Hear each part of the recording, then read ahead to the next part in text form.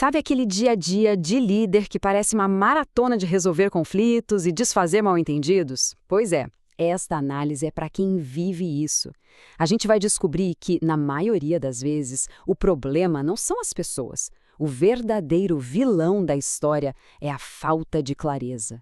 E a boa notícia é que existe uma ferramenta, olha, surpreendentemente simples para transformar todo esse atrito em alta performance. Vê se esse cenário soa familiar. Retrabalho toda hora, prazos que nunca são cumpridos, reuniões que dão até um calafrio. E o líder só apagando incêndio.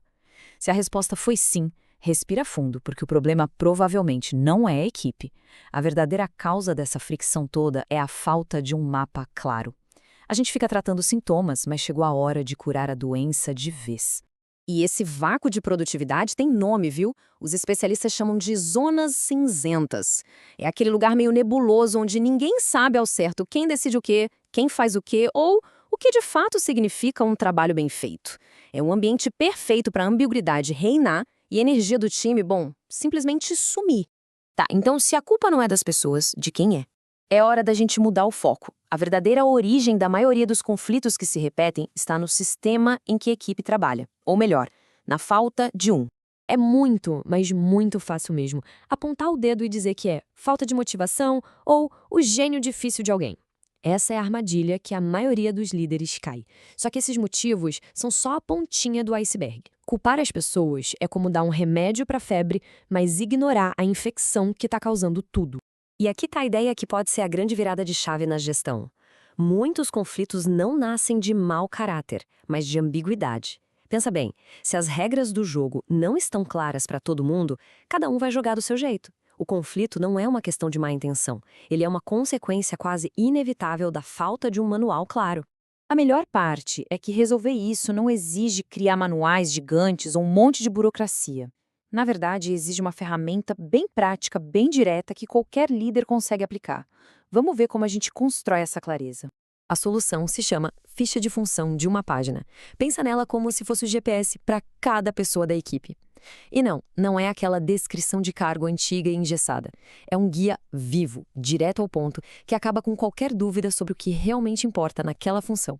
Esse processo de 4 passos é a chave para acabar com as zonas cinzentas. A gente começa pelo resultado. Qual é a principal entrega de valor dessa função? Simples e direto. Depois, as responsabilidades. Quais são as 5 atividades centrais, sem encher de detalhes.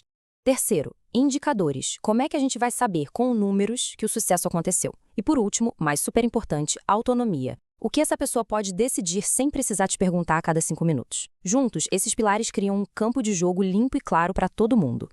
Ter a ficha de função é o primeiro grande passo. Mas o documento sozinho não faz mágica, tá?